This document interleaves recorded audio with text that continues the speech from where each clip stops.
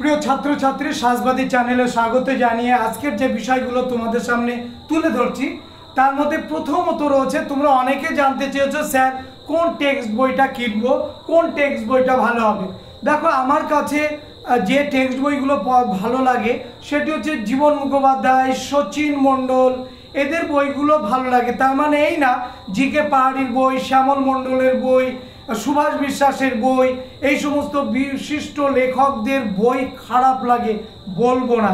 যে কোনো বই, টেক্সট বই, যে কোনো টেক্সট বই হলেই আমরা কিন্তু একটা নির্দিষ্ট লেভেলে চলে যেতে পারবো, বইটাকে যদি সামনে রেখে আমরা পড়াশুনো করি। সুতরাং কোন বই খারাপ কোন বই ভালো এ কথা বলার অধিকার আমার নেই। অত বড় মনের মানুষ বা অত পণ্ডিত ব্যক্তি আমি নই।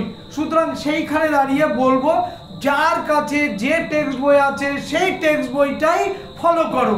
সে রায় মার্টিন হতে পারে, সে পারুল হতে পারে, সে ছায়া প্রকাশনীর হতে পারে, সে বাণী সংসদ হতে পারে। যার কাছে যে টেক্সট বইটা আছে এবং যদি পেয়ে থাকো, ইতিমধ্যে অনেকের বই বেরিয়েছে বাজারে, যেমন আমার কাছে আছে রায় মার্টিনের বইটা আমাদের দিয়ে গেছে, সেইটা আমি বলতে পারি। কিন্তু এ বাদে আমার কাছে বই এখনো আসেনি বা খোঁজ নিচ্ছি, কিন্তু সেই বইগুলো এখনো কিন্তু আমি পাইনি। সুতরাং বই সম্পর্কে ডিটেলসে বলা আমার পক্ষে সম্ভব নয়। তবে ওই বিষয়ের মধ্যেই আমি যেতে চাইছি না, কোন রাইটারের বই ভালো কোন রাইটারের বই খারাপ, ওই বিষয়ের মধ্যে আমি যেতে চাইছি না। আমি শুধু বলতে চাইছি যে কোনো টেক্সট বই, যে কোনো টেক্সট বই যে কোম্পানির হোক না কেন, ছায়া হতে পারে, বাণী সংসদ হতে পারে, পারুল হতে পারে, রায় মার্টিন হতে পারে, যে কোনো টেক্সট বই নিলেই কিন্তু তুমি সেটাকে সামনে রেখে এগোতে পারবে। বোঝা গেল কি বললাম?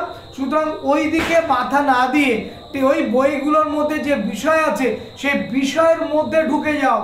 আন্দাজে হাতড়িয়ে এই বই ভালো না ওই বই ভালো, এই বই বলেছে এই স্যার, ওই ম্যাডাম ওই বই বলেছে, এই মানে কনফিউশনের মধ্যে না গিয়ে যে কোনো একটা টেক্সট বইকে সামনে রেখে তুমি এগিয়ে যাও। তারপরে যদি ওই বইটা কমপ্লিট হয়, তারপরে কি করব বলো তো? তারপরে আমি একটা অন্য বই নেব, সেই বই নিয়ে আমি সেই বইটা দেখব, দেখার পরে আমি বুঝে নেব যে কোন বইটার মধ্যে বেশি আমার ভালো লাগার জিনিসগুলো আছে, সেইভাবেই কিন্তু আমি পড়ব। সুতরাং বই সম্পর্কে যে তোমরা যেটা জানতে চাইছো সেটা কিন্তু আমার পক্ষে এই মুহূর্তে সেইভাবে বলা সম্ভব নয়, কারণ বই বাজারে আসতে এখনো অনেক দিন লেগে যাবে। কারণ এই মুহূর্তে অনেক প্রকাশনা সংস্থা তারা বই রেডি করছেন, কারো রেডি হচ্ছে, কেউ বাজারে ছেড়েছেন। অনেক বইয়ের দোকানদার কিন্তু এই মুহূর্তে বই নিয়ে আসছেন না, কারণ জানেন যেটা পুজোর মাস, ব্যবসা ভালো হবে না। পুজোর পরপরই কিন্তু তারা বই কেনা শুরু করবে এবং তারা কিন্তু বইটা রাখবে। এটাও কিন্তু একটা বাস্তব দিক। বোঝা গেল কি বললাম?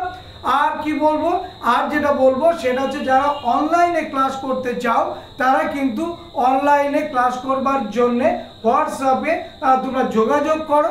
সেই হোয়াটসঅ্যাপে যোগাযোগ করার পর যে টার্মস অ্যান্ড কন্ডিশনগুলো আছে, যেগুলো আমরা রেখেছি, সেইগুলো যদি তোমার মনোপুত হয় তুমি অবশ্যই সেইগুলো ফলো করে যদি ভর্তি হতে চাও অবশ্যই ভর্তি হবে, কোনো অসুবিধে নেই। তার মানে এই নয় যে তোমাকে কোনো জোর করে এই অনলাইন ক্লাসের জন্য আমরা আকৃষ্ট করব বা আমি আকৃষ্ট করব, তা কিন্তু নয়। তোমার ভালো লাগলে অবশ্যই তুমি এই ক্লাসগুলোতে আসতে পারো এবং সেখানে একটা ফিজ রাখা হয়েছে, সেই কোর্স ফিটা দিতে হবে ওয়ান টাইম।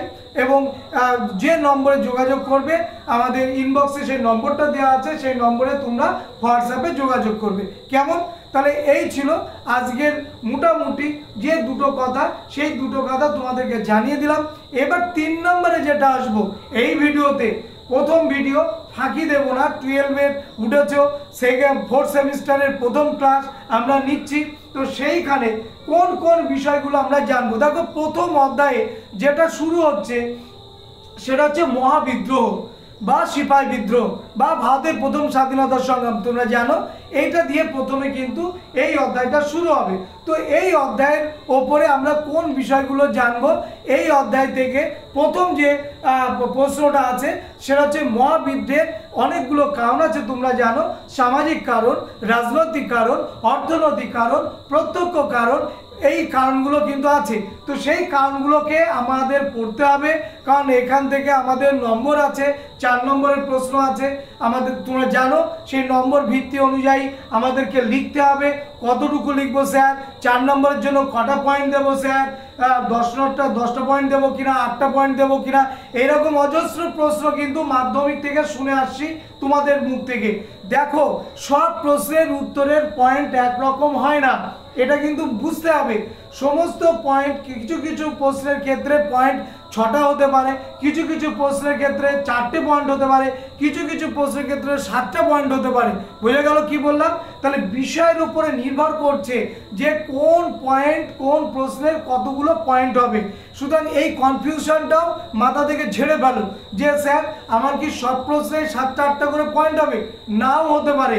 আবারও বলছি, কোনো প্রশ্নের পয়েন্ট 4টে হতে পারে, কোনো প্রশ্নের উত্তর 5টা পয়েন্টে কমপ্লিট হতে পারে, কোনো প্রশ্নের উত্তর 6টা পয়েন্টে কমপ্লিট হতে পারে, আবার কোনো প্রশ্নের উত্তর হতে দেখা গেল 7টা পয়েন্টও লেগে যেতে পারে। কোনো ইয়ে নেই, গ্যারান্টি নেই, কারণ বিষয়টার উপরেই তো সমস্ত কিছু।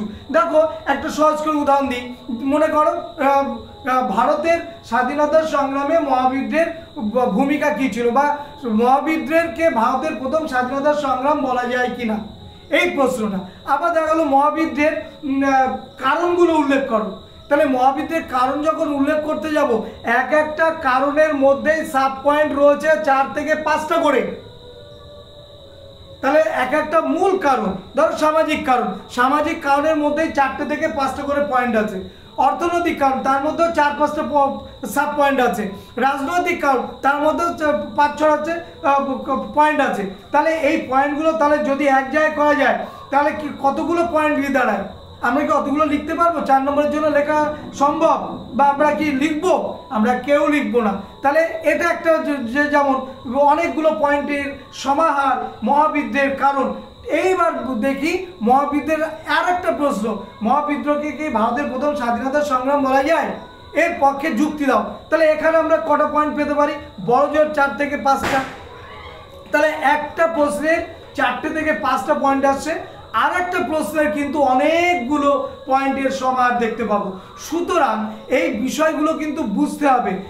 আনাতাবড়ি প্রশ্ন করা বা অহেতুক প্রশ্ন করা বা না বুঝে প্রশ্ন করা যায়, প্রশ্ন করার অধিকার তোমার আছে, তুমি অবশ্যই করবে।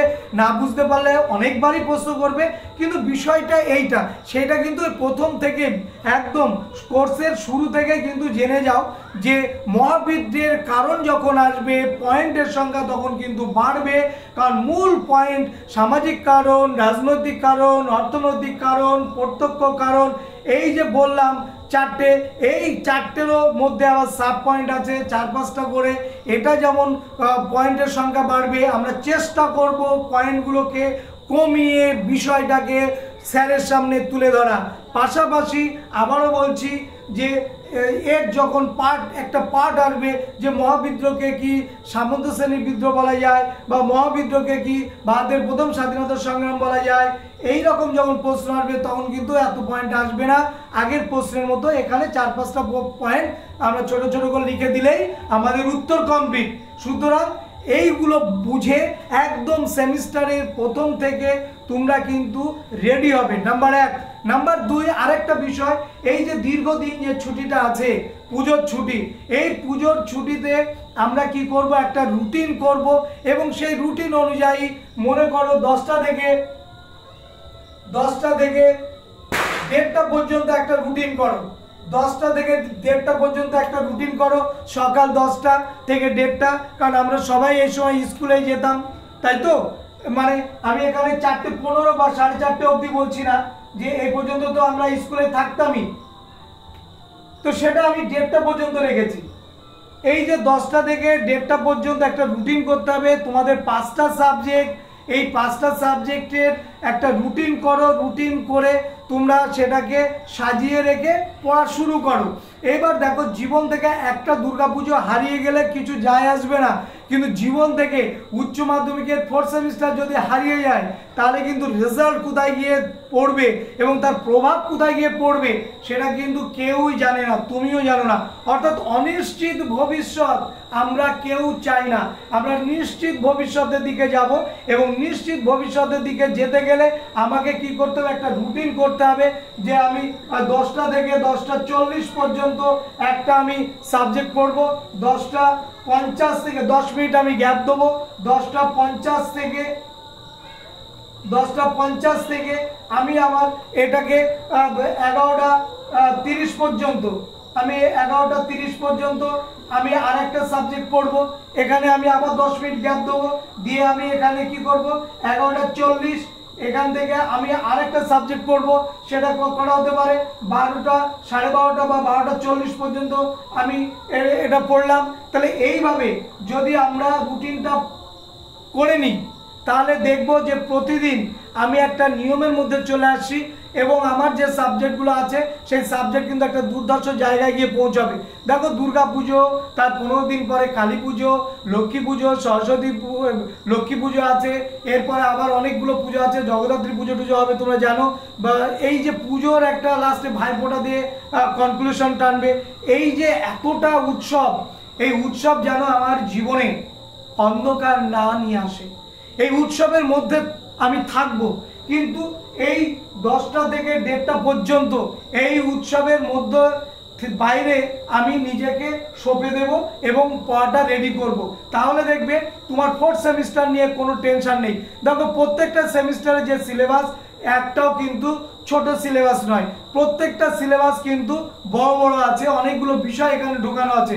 তো সিলেবাস কমপ্লিট করতে হবে, কারণ কেউ জানে না প্রশ্ন কি আসবে, প্রথম দিচ্ছ তোমরা, আমরাও জানি না যে কোন প্রশ্নটা ভীষণ গুরুত্বপূর্ণ, কোন প্রশ্নটা মাঝারি গুরুত্বপূর্ণ এবং কোন প্রশ্নটা একদম গুরুত্বপূর্ণ নয়। তবুও আমাদের অভিজ্ঞতার মধ্য দিয়ে আমরা তোমাদের ক্লাস নেব, আমরা পড়াবো, আমরা ভেবে নেব যে এই প্রশ্নগুলো খুব গুরুত্বপূর্ণ, সেইগুলোই আমরা দেওয়ার চেষ্টা করব। বোঝা গেল কি বললাম? তাহলে সেই প্রশ্নগুলো তোমাকেও রেডি করতে হবে। তাহলে যেটা আমি দিচ্ছি সেটা তোমাকে রেডি করতে হবে এবং রেডি করতে গেলে তোমার সময় লাগবে। যদি উৎসবের মধ্যে তুমি এই সময়টা কাটিয়ে দাও, দেদার মতো যদি কাটিয়ে দাও, তাহলে কিন্তু ভবিষ্যৎ অন্ধকার। সুতরাং উৎসব যেন আমাকে ভবিষ্যৎ অন্ধকার না করে, তার জন্য একটাই পলিসি, 10টা থেকে 1:30 বেশি সময় আমি বলিনি, 10টা থেকে 1:30 পর্যন্ত তুমি এই সময়টাকে কাজে লাগাও।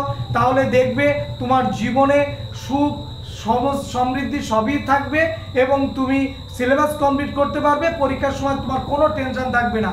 আর যারা সময়টাকে ব্যয় করে ফেলবে এবং শেষ পর্যায়ে গিয়ে তাদের টেনশন কিন্তু শুরু হয়ে যাবে। তাহলে এটা কিন্তু বলার জন্যই এই ভিডিওটা করা। আশা করছি তোমরা আমার কথা বুঝতে পারছো এবং যদি বুঝতে পারো তবে এই বিষয়ে সজাগ থেকে সেইভাবে সিলেবাস অনুযায়ী রুটিনটা করো। যে কোনো রাইটারের বই সামনে যেটা পাবে সেটা নিয়ে পড়া শুরু করো, একটা কনসেপ্ট তৈরি হোক, একটা বেসিক নলেজ তৈরি হোক এবং সেই নলেজের উপর ভিত্তি করে এরপরে যতগুলো বই তুমি হাতের কাছে পাবে, বন্ধু বান্ধবদের কাছ থেকে সংগ্রহ করবে অন্য রাইটারের বই, যেটা ও কিনেছে, যেটা তোমার কাছে নেই, তুমি দেখতে গেলে দেখবে যে সবই তোমার পড়া কমপ্লিট, কারণ এগুলো তুমি অলরেডি পড়ে ফেলেছো। সুতরাং বই নিয়ে কোনো টেনশন করো না, কারণ সমস্ত রাইটার সিলেবাস অনুযায়ী বই বের করেছে। কি রায় মার্টিন, কি ছায়া, কি বাণী সংসদ, কি পারুল, সমস্ত রাইটারই কিন্তু সিলেবাস ছাড়া বই বের করেনি। সুতরাং এইখানে একটু রদবদল যেটা আছে, একটা প্রশ্ন যেভাবে গুছিয়ে লিখেছে অন্য একজন রাইটার সেটা অন্যরকম ভাবে গুছিয়ে লিখেছে, আমরা যেমন অন্যরকম ভাবে গুছিয়ে তোমাদের কাছে উপস্থাপন করব, ব্যাপারটা এইরকম, কিন্তু বিষয়টা এক থাকবে। সুতরাং বই নিয়ে অত কোনো টেনশন বা হ্যারাসমেন্ট হওয়ার কোনো দরকার আছে বলে আমি মনে করি না। তাহলে এই ভিডিওটা তোমাদের জন্য থাকলো, তোমরা যদি উপকার পাও এই ভিডিওটা দেখে তবে মনে করব এই ভিডিওটার সার্থকতা রয়েছে। সবাইকে ধন্যবাদ।